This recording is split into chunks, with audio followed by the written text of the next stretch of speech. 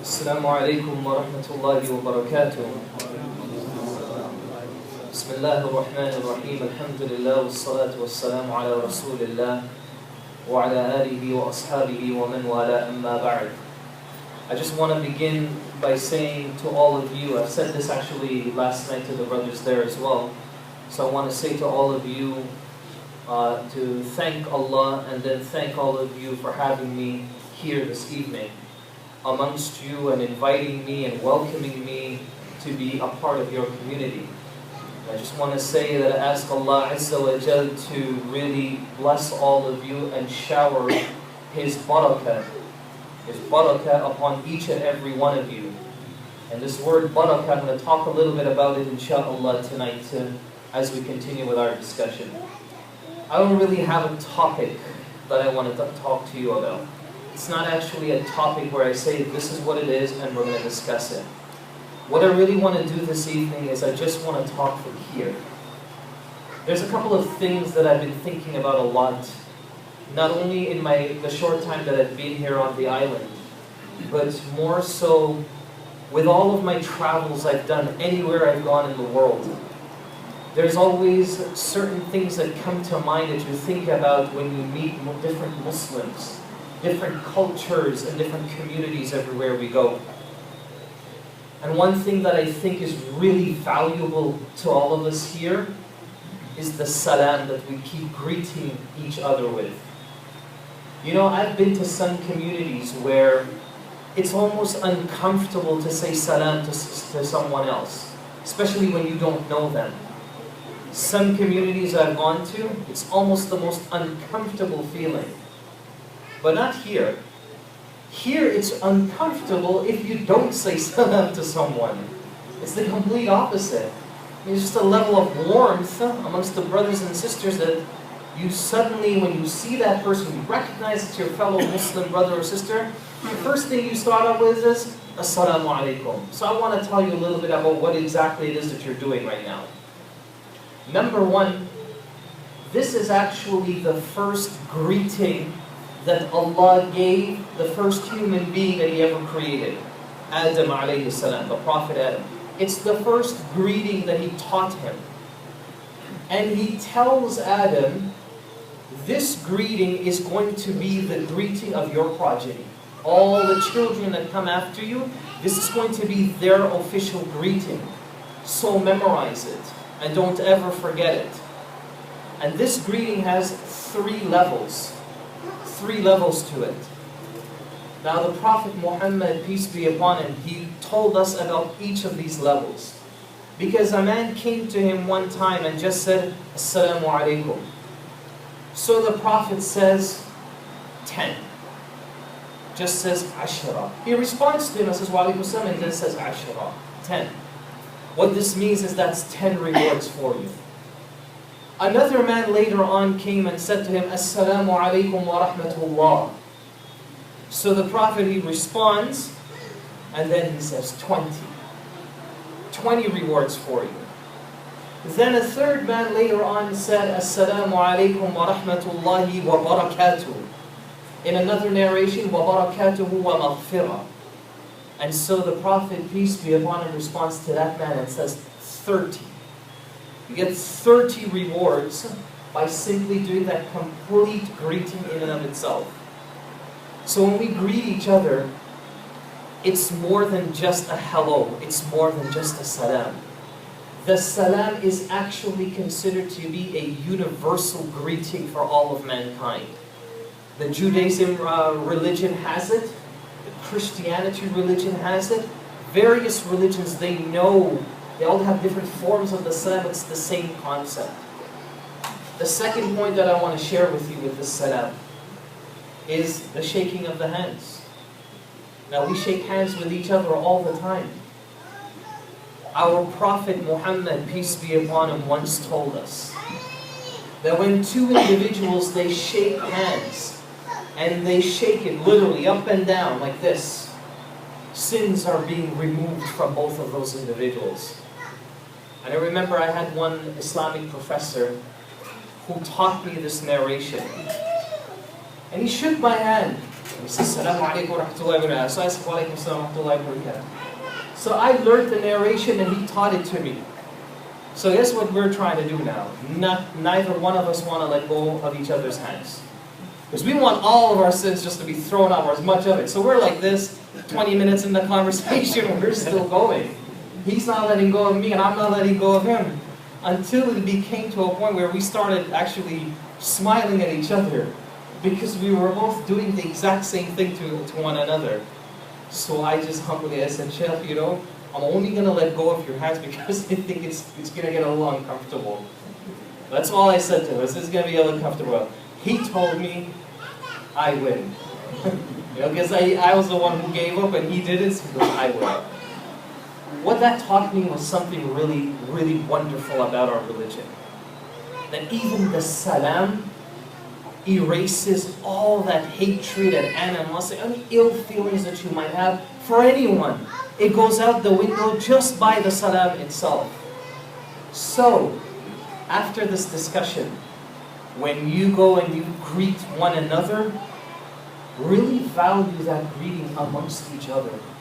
Really value what it means to say Assalamu alaikum to someone else. Because not only is this the universal greeting for all of mankind, but you guys are fulfilling an order of your Creator.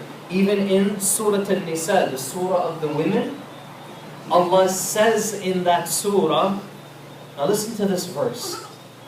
One of the names of the Salaam is At-Tahiyya. At-Tahiyya. Tahiyya actually comes from the word Hayyun, which means to bring life to something.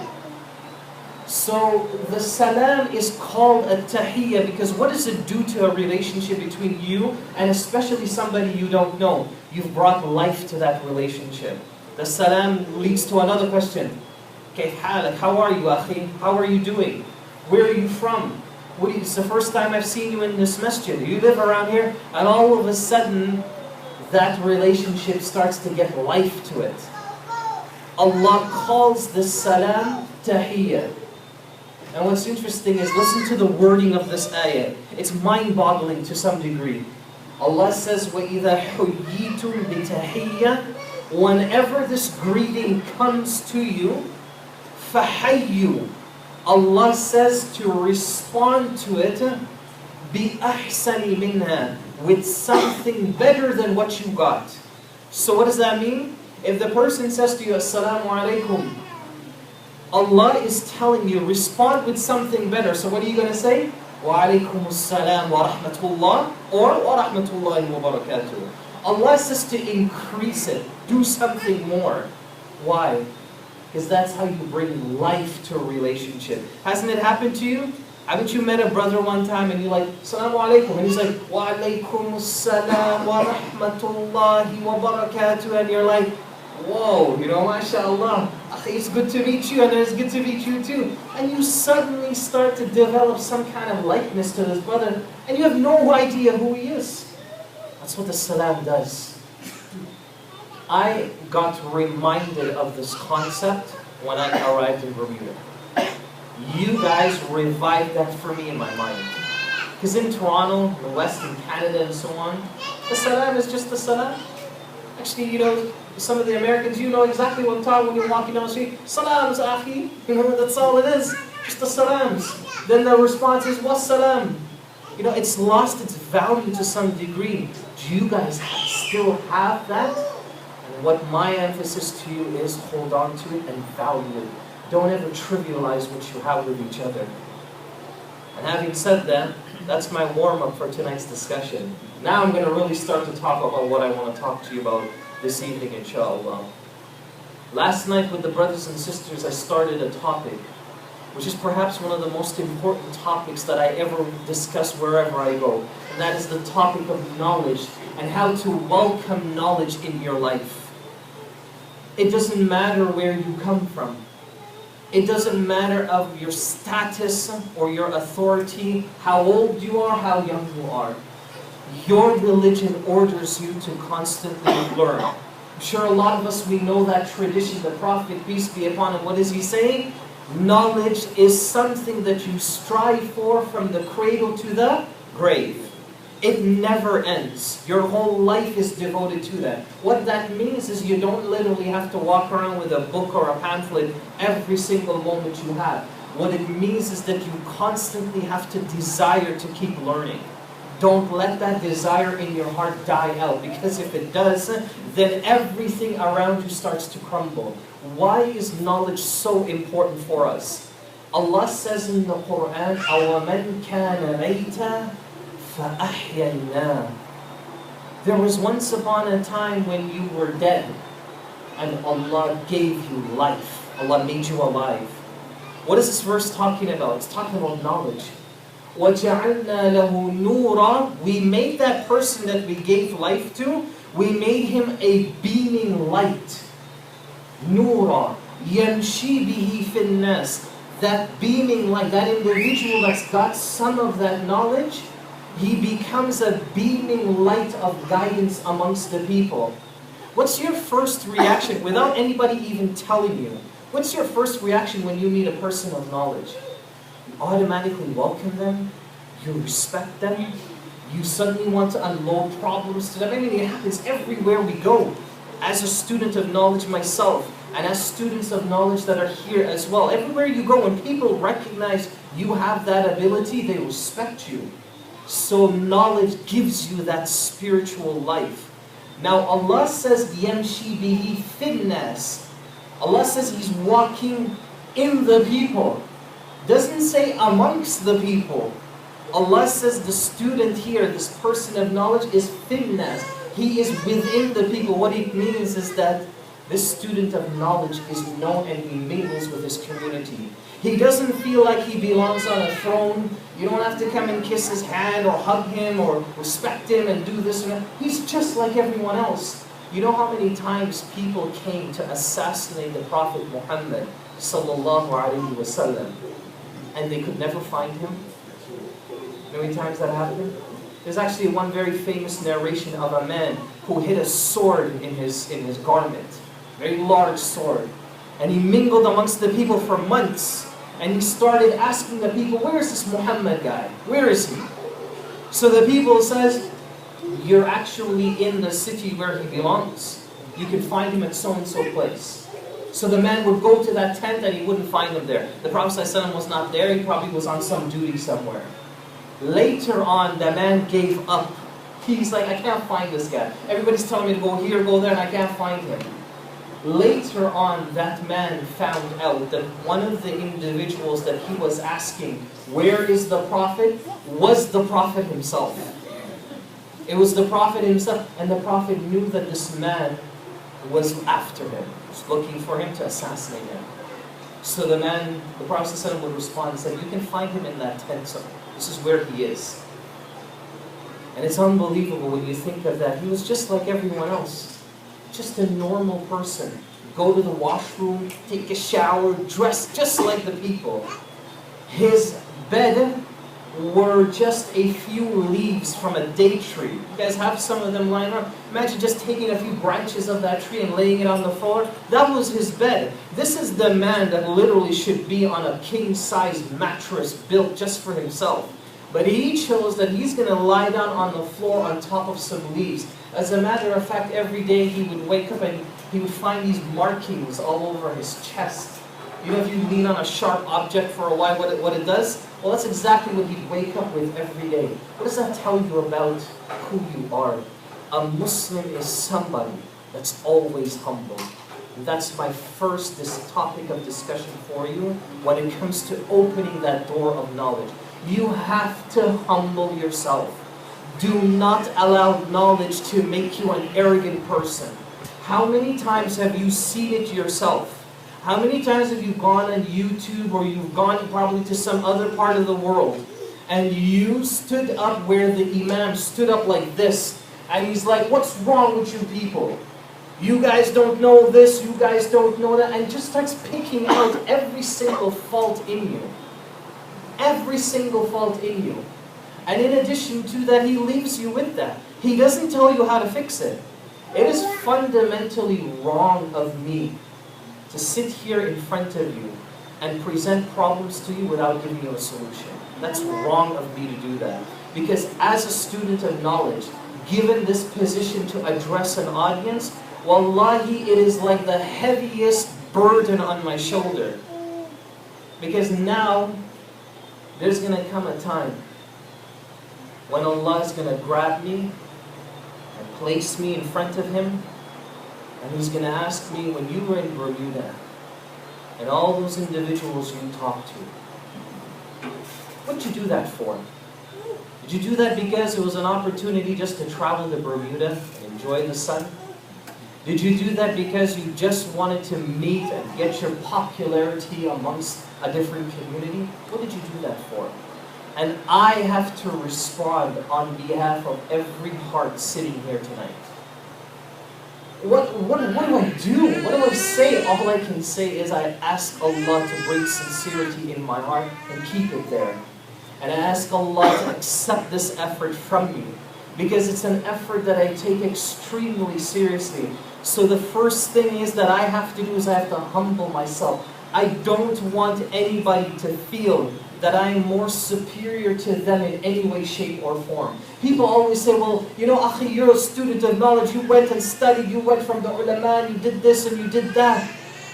ذَلِكَ فَضْلُ اللَّهِ يُؤْتِيهِ مَن يَشَاءُ. That's just a little bit of goodness that Allah decided to give to whomever He wants. What makes you think that you don't have something that I want? What makes you think that there's a great blessing about you that I wish I could have? Because I myself have those parts of my life where I wish I could improve them, but I can't.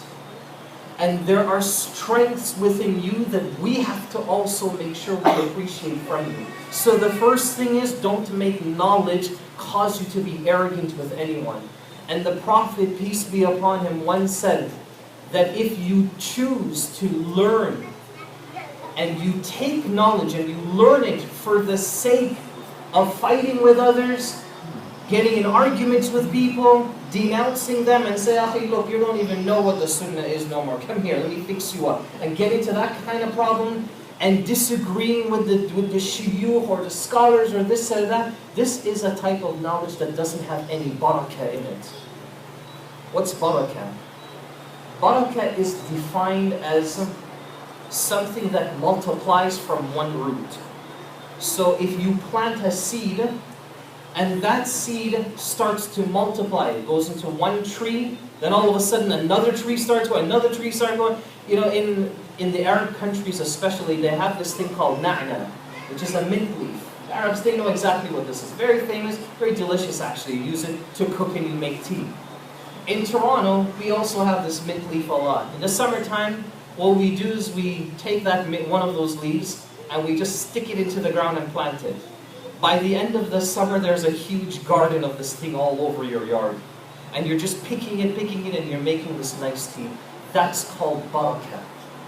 Another meaning towards barakah, another meaning behind it is the camel that affirms himself in a place, in one position, and doesn't move from that. Just listen to this definition. It's the camel that sits down and finds its place there and doesn't move. What that tells you about barakah is that barakah has a foundation. And from that foundation, you start to get things that benefit from that foundation. So the camel is there, but that camel is also used for a number of different things. You get milk out of it, you eat it, it's used for transportation. A lot of camels is like the Lexus of animals. You know, it's like the Lexus of animals. This is the animal that you can depend on to travel the entire world. And that's why even scholars even differ on the parts of a camel. You ever hear that narration about going down on your knees when you go for sujood, or going down hands first? Do you know that concept is actually compared to a tradition of the Prophet, peace be upon him, where he says, don't go into prostration like how the camel kneels down. What's interesting is even scholars don't really know exactly what are the knees of a camel. Is it the front legs or is it the back legs? Because if you look at the way a camel sits, it bends both legs the exact same way. So scholars even differ on exactly, is it the front or is it the back? So do you go hands down first or do you go knees down first? So it's really interesting. That's what barakah is all about. Barakah also means to fall in love with somebody and you can't stop thinking about them. Falling in love and you can't stop thinking about them. When you think about Allah, how is your relationship with Him? You think about Allah in everything that you do. You enter your car, you think about Allah. You get out of the car, you think about, when you're traveling, when you're in the ocean, you think about Allah. Because you just don't know what's under in that ocean, right? For me, I'm terrified. I know it's the wrong place to say that. Well, I am terrified of the ocean. I'm absolutely terrified from the water. The only kind of water that I can swim in is a swimming pool. Because I can see the bottom. When I can't see the bottom of something, I have a problem with that. So I admire that barakah that Allah gave you guys, that you guys can jump in the ocean and have no problem with that. So all of this, subhanAllah, barakah. And that's why when you say something has barakah, it's more than just its apparent value. Number 2. So what's the first thing that opens the door of knowledge? Is that you humble yourself. Number 2 is that you cleanse the heart. Cleanse the heart. Now what does it mean when we say cleanse the heart? By this this could be a whole beautiful discussion in and of itself. But when we say cleanse the heart, is that you come towards knowledge with an open mind.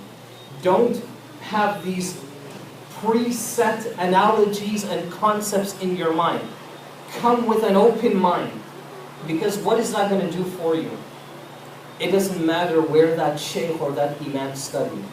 As long as he is telling you something that is proven from the Quran or from authentic traditions.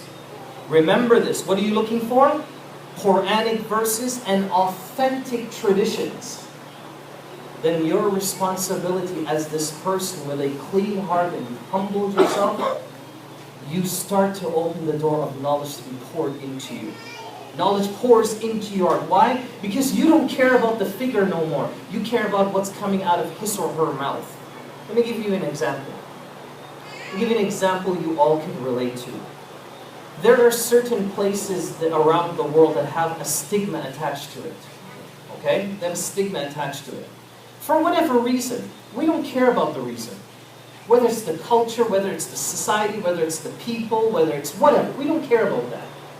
Now if a guy or a brother or sister happens to take authentic knowledge from that place and comes back to his city, comes back to Toronto and he wants to start preaching and teaching, comes back to Bermuda and wants to start preaching and teaching, this person doesn't deserve to be denounced just simply because of where they've been. Their knowledge has nothing to do with this.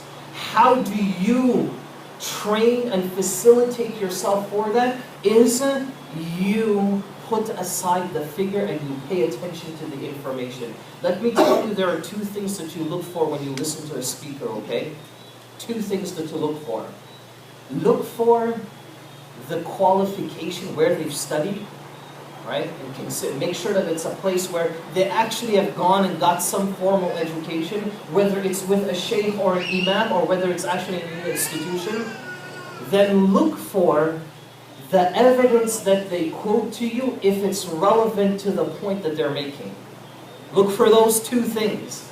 Make sure that the evidence that they're saying to you, it actually makes sense to what they're talking about. Number 3. So the first thing is you humble yourself. The second thing is you cleanse your heart. Cleanse your heart from any kind of animosity and hatred and pridefulness. Throw that out the window. Wallahi, brothers and sisters, this is one of the biggest issues that we have in our ummah today. In the nation of Muslims all over the world, this is the biggest problem that we have. Is that people have these preset notions about their religion, or they're just picking and choosing what they're looking for. You want to throw that out the window, because you know what you do when you do that? Is you constantly close doors of ilm for you. You restrict it to just one area. You don't want to do that. Number 3, when you look for knowledge, and you're taking knowledge from an individual, look for the scholar that says, I don't know. Look for the scholar that is not afraid to say, I don't know. Imam Malik rahimahullah, when he was on his bed and he was dying, He was asked more than 70 questions about Islamic laws and fiqh. 70 questions. He responded, I don't know, to 30 of them. Even a man traveled from one country all the way to another, all the way to him. And he traveled for days and days and days. And he says to the Imam, I have come from so-and-so country, and I've come to ask you just one question. I've traveled over and over and over to ask you this question. So Imam Malik says, go ahead. So the man responds and asks the question. Imam Malik says, I don't know. And the man is like, are you kidding me? You don't know? I've traveled so far, you got to tell me something. What am I going to go say to the people when I go back to them? So Imam Malik says to him, go and tell them that Imam Malik says, I don't know. Go and tell them that I said so. Saying I don't know is very beautiful if you can appreciate the final result. If you can appreciate the final result. If you have a person that's always answering questions, and even some of those questions, you can tell that this person probably doesn't know, but is just afraid of embarrassment or something else. When you see that in an individual, for that person, what he or she is doing is they're closing the door of knowledge for them. Because why? They will mentally convince themselves that this is always going to be the answer to that question. But one of the companions of the Prophet ﷺ, his name was Ibn Abbas. Ibn Abbas, the son of Abbas. This individual once said, it's absolutely foolish for a person to keep answering question after question after question. Because what they're doing is, they're closing the doors for them to ever know the real answer to a question they wouldn't have known. You're closing that door. As opposed to the person who says, I don't know. When they say, I don't know, the door is always open until eventually one person might come and give them the answer, and then that door shuts. That's what I don't know has barakah in it. So you look for the scholar that has that humbleness in him. You look for the person that has a clean heart. And then you also look for an individual that knows his or her limits. Number 4. When it comes to opening the door of knowledge. Now I want to talk a little bit about the family. I see a lot of kids here. I see a lot of mothers, a lot of fathers. Well, this is something a little bit special just for you. I know that I just became a father 1 year ago. And it scares the heck out of me to think about where my daughter is going to be 10 and 15 years from now. It's the scariest thing in the world because as a parent, we all just want the best for our children. So kids, I want to talk to you as well. So just hold on for a minute, I'm going to talk to you just now. But for us parents, you have to use a lot of intelligence in how you deal with children. And that's not because they just don't know what they're doing. It's because of the society your children are dealing with. Today in 2013, the pressures that children deal with is beyond this world.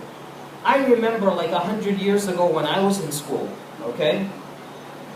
Not 100 years ago, right? Maybe, what are you talking? You guys are sitting there, maybe for some of you it's like 300, right? A long time ago when we were in school, having a cell phone was a big deal, right? Some of you probably never even had those luxuries given to you. What your routine is before you go to school is you go to the farm, you milk the cows, you prepare the food, you do this, you do that at 3 a.m. in the morning, and then you go to school until the afternoon. That was your discipline. I mentioned this last night, that today kids, they mature very slowly. It's a very slow process that a child matures. You'll find like a 25-year-old guy, he's still at home. He can't get a license, he can't get a job, he can't do anything for himself, he's still dependent at home. And if you ask him to go get a job, he's like, inshallah, inshallah, You'll find that the daughter, she can't fry it or boil an egg properly or something. Like simple little things they can't do.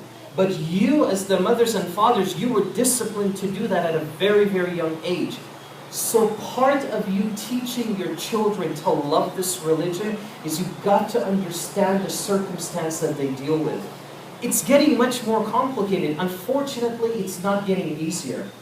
Let me tell you what university students now are learning. I was asking Brother Muhammad, there's no official university on the island except one college, right? Let me tell you what's happening back there in Canada and in America, some parts of Europe, probably even around the world now.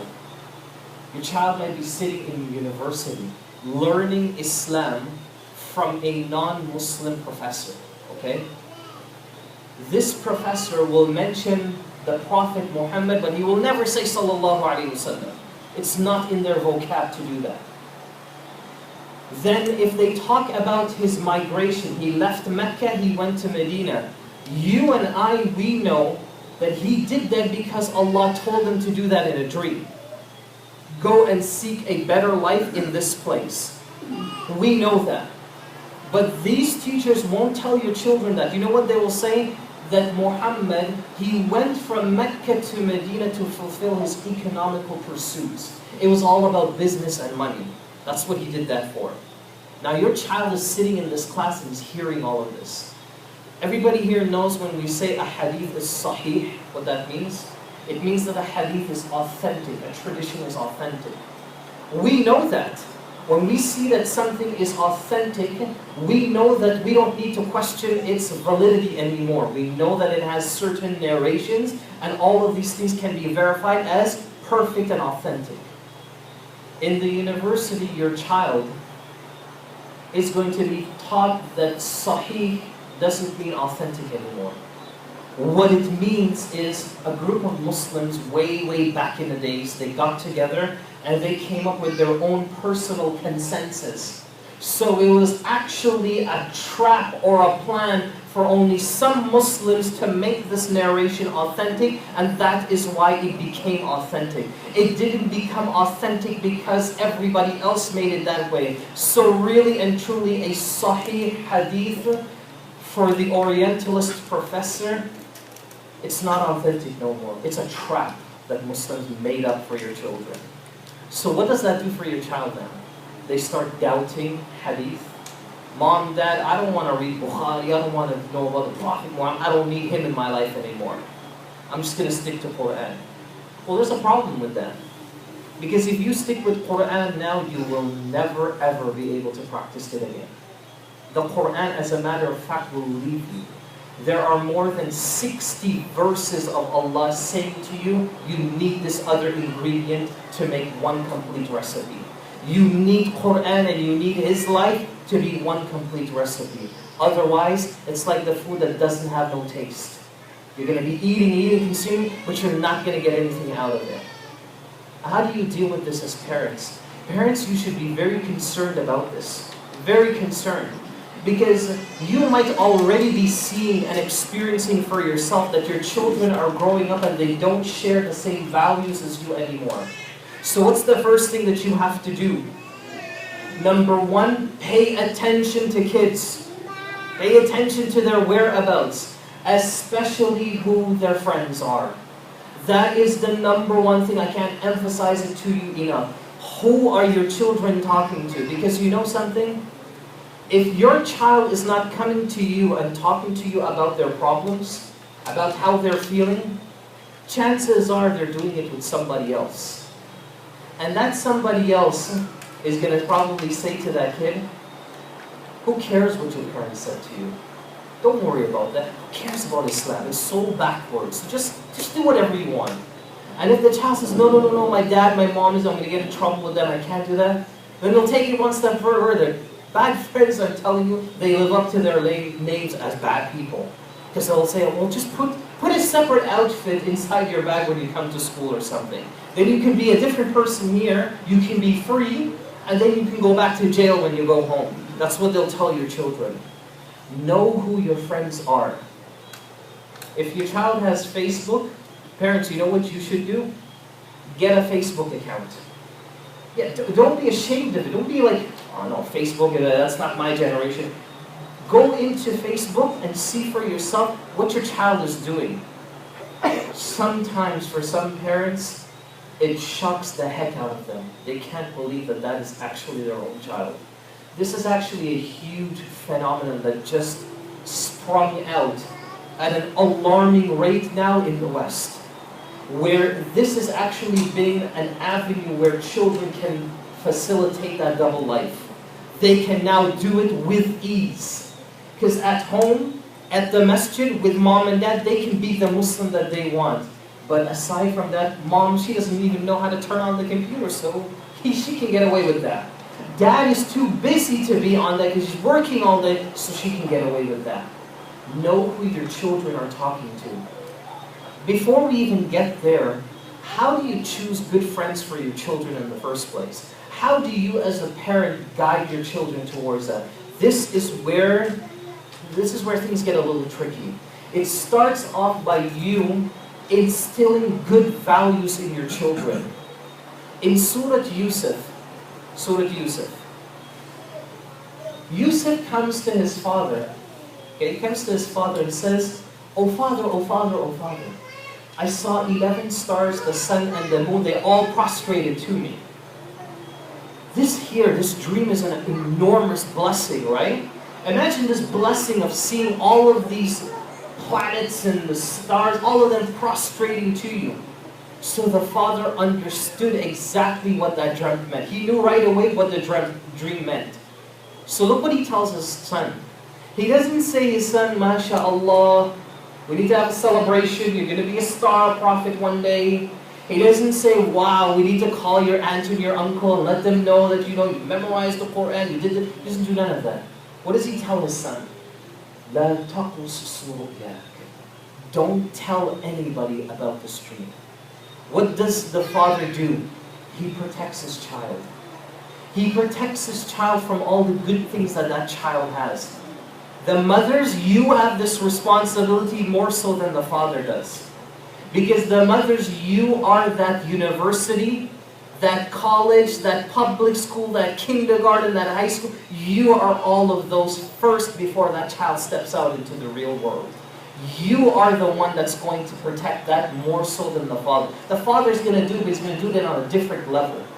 He's going to do it in a different way. But the mother, this is your responsibility. For the sisters, I want to tell you a story about a great woman. I think you're going to appreciate this story a lot. Because often what women feel is that they always play a secondary class role in society.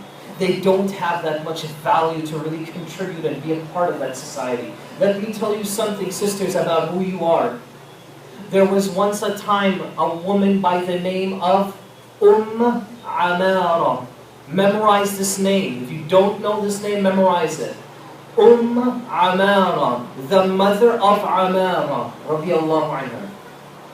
This woman was one of 3 individuals that protected the Prophet Muhammad, peace be upon him, protected him in times of war.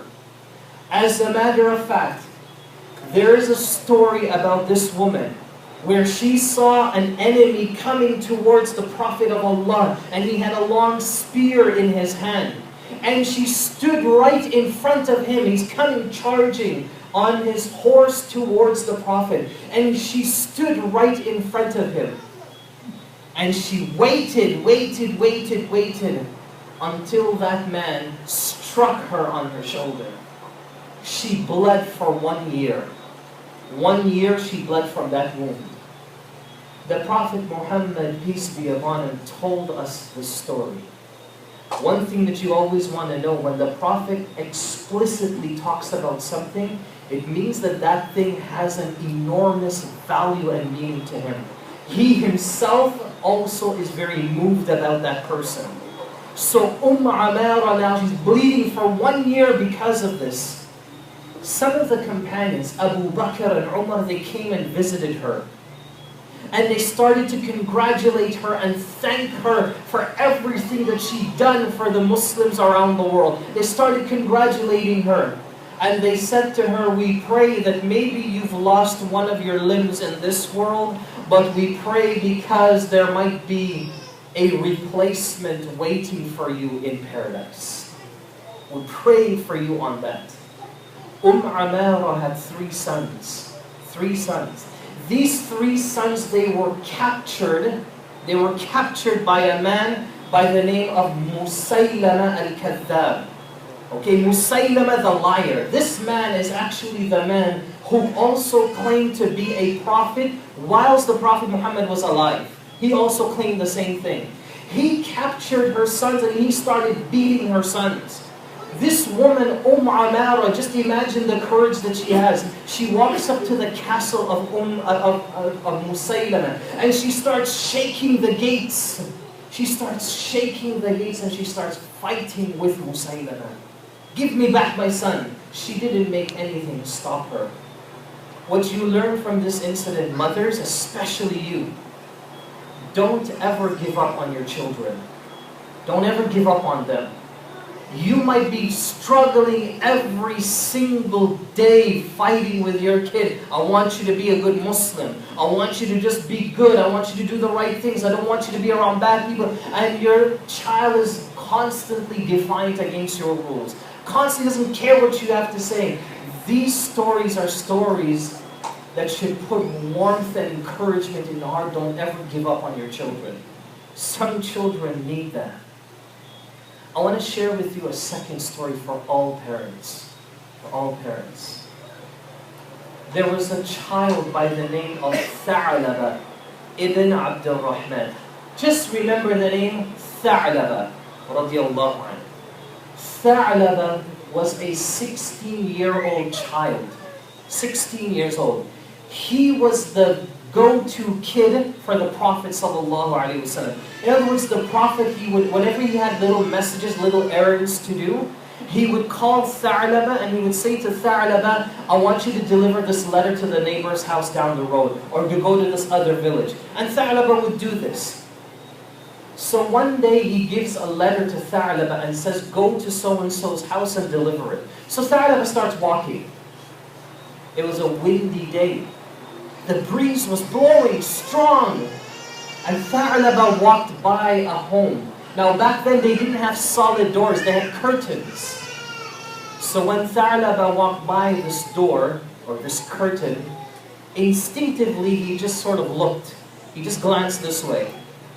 And he saw that there was a woman that she wasn't covered well. Okay, it doesn't even mention what he saw, nothing. It just says that he saw a woman that wasn't covered well.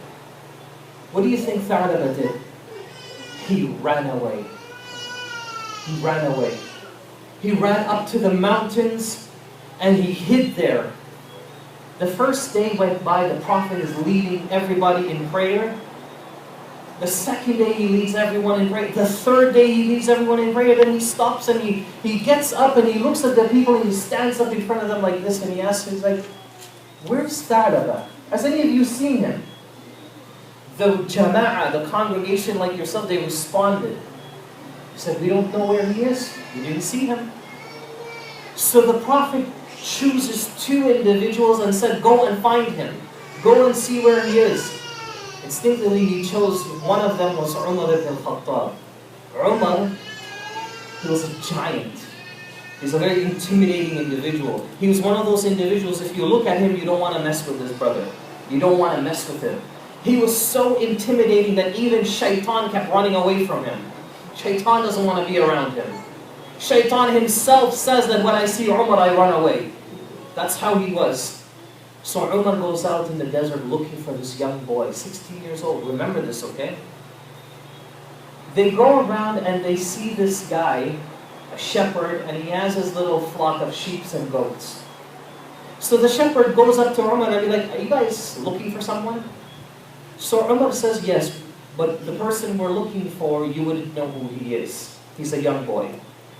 So the shepherd immediately responds and says, perhaps you are looking for the boy that drinks the milk that is mixed. What is this talking about? Umar ibn Khattab asks this man, how can we see this boy? Who is he?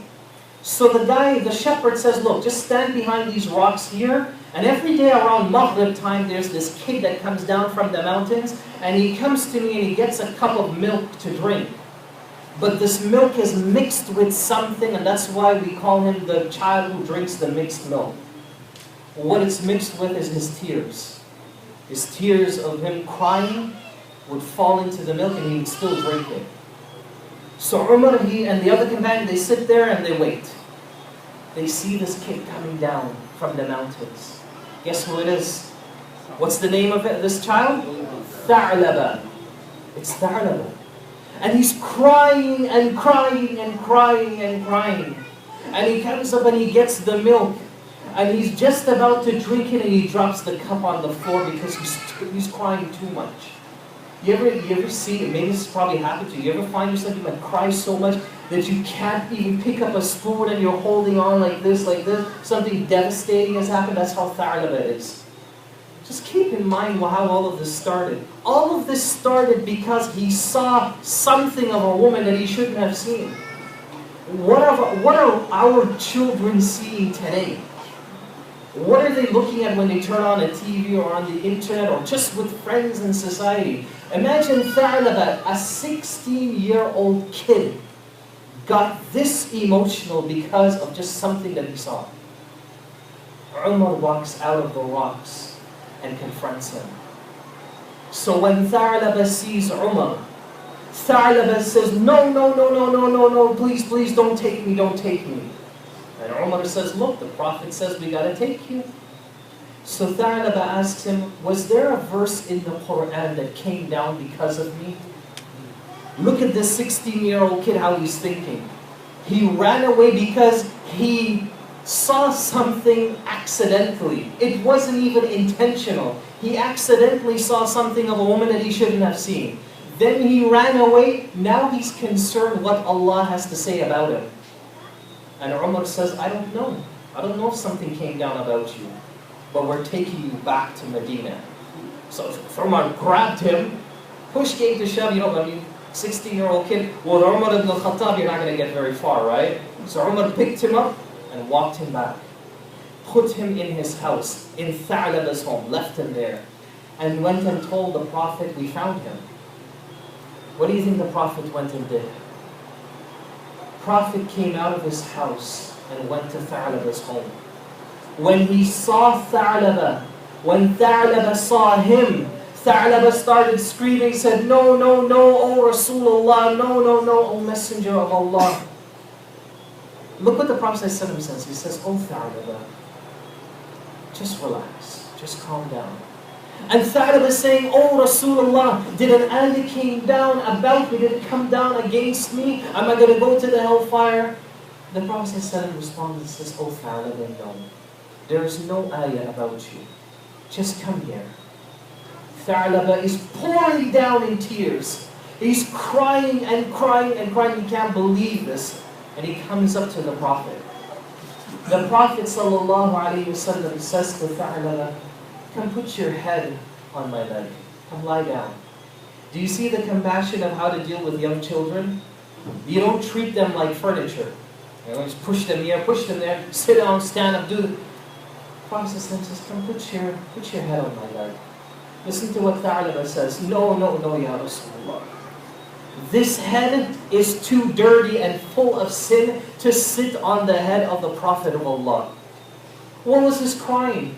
He saw something by accident. It wasn't even real, not even intentional, just by accident. And he thinks now that he's the worst person in the world. Prophet says, oh Tha'laba, listen to me. Just come and put your head here. So Tha'laba lays down on his lap. All of a sudden, you know what happens? His body starts shaking like this. The kid's body, Tha'laba, starts shaking like this. His whole body like this. And the Prophet ﷺ asks Tha'laba, what's wrong? What's wrong? What's happening to you? And Tha'laba says, I feel like there are ants crawling in my bone. I feel like there's ants everywhere, going all over me. And the Prophet ﷺ said to Tha'laba, oh Tha'laba, this is death coming to you right now. You're going to die right now. So he tells Tha'laba to keep saying the Shahada, La ilaha illallah, Ashhadu an la ilaha illallah, Ashhadu anna Muhammadan Rasulullah. Keeps repeating it. Because as you all know, the person who dies with this statement on their tongue enters paradise. So he's encouraging him, keep saying it. So Tha'laba keeps saying it until he dies. Tha'laba is dead on the lap of the Prophet sallallahu alaihi wasallam. The Prophet ﷺ picks up this young child and wraps him and shrouds him with his bare hands. Can you imagine being shrouded by the Prophet of Allah with his hands? Can you imagine dying on the lap of the Prophet of Allah? What a way to go out. What a way to leave this world. He picks him up and he shrouds him and he prays over him. And he goes out to the cemetery and he buries him. On the day of the funeral, Umar sees the Prophet ﷺ tiptoeing everywhere on the cemetery. You know, literally just walking with his tiptoes like this, and he's walking like this, just moving around slowly. So Umar goes up to the Prophet ﷺ and asks him, "O Messenger of Allah, you're walking as though it's so crowded, but we've given you so much space to move around. You have so much space to move around. Why are you walking like that?" The Prophet ﷺ tells Umar, "The reason why I'm walking like this is because there are so many angels at this funeral, there is nowhere for me to walk." So many angels came to that funeral, there is nowhere for me to walk. And Umar ibn al-Khattab began to weep in tears. Where are our children today? Do you see why it's so frightening to raise children today? And why as us as parents, as mothers and fathers, why it's so crucial for you to hold on to your religion, to hold on to this deen? Can you appreciate now why Allah tells you, you know that verse you hear at every khutbah, every Jum'ah? Ya ayyuhalladhina amanu ittaqullaha haqqa tuqatih wa la tamutunna illa wa antum muslimun. O you who believe, fear Allah, the fear that He is most deserving of you. Do not die unless you are in the state of Islam. Why does Allah tell us don't die unless you're a Muslim if death is not in our control in the first place? We can't control how we die. So why is Allah commanding us to die this way? This is because you got to try your best to live a life of submission. It is more difficult now to be Muslim than it probably ever was in our entire history. The way religion is right now in this world is incomparable to what it was a few hundred years ago, since Islam was even born. The times that we live in, it's unheard of. We've never seen so much corruption and fasad in our lives that we see today. So hold on to your children and don't give up on your children. Because with that attitude, you yourself will never give up. You yourself will be that shining light that guides your children wherever they are. And so parents, you have to make sure you affirm that identity in your life by humbling yourself, increasing yourself, and constantly learning. Wallahi, I admire especially the elderly brothers and sisters here. The guys and the brothers and sisters who are old enough to be my own mother and my own father. Wallahi, you are the people that I admire more than anyone else. Because you yourself, your presence alone teaches me that I don't know anything yet. That I still have to keep struggling. And maybe one day, inshallah, when I start getting those gray beards, well actually maybe I have a couple already, but maybe one day when I start to have that, I know that the brother I saw sitting on that chair, the sister that I saw with the cane, I'm going to remember her and I'm going to keep telling myself, keep trying, Musleh. Don't give up. Keep going. You're still in this world, don't stop. So all the brothers and sisters here, if you're struggling with the religion and you're trying every day to keep moving forward, just be proud that you are awake, because that is the first indication you still have a chance. Who are you to think that you are more superior than Allah's mercy? Who are you to say that I've done so much wrong in my life, Allah can't forgive me? Allah is telling you that I am Al-Ghafur Al-Rahim. I am the most forgiving, most merciful. So don't put that stamp on you. And having said that, brothers and sisters, I want to pause inshallah for this evening. I mean, at the same time, I have to consider sitting on the floor is not easy. Even for myself, it's getting a little tough to even sit on the chair right now.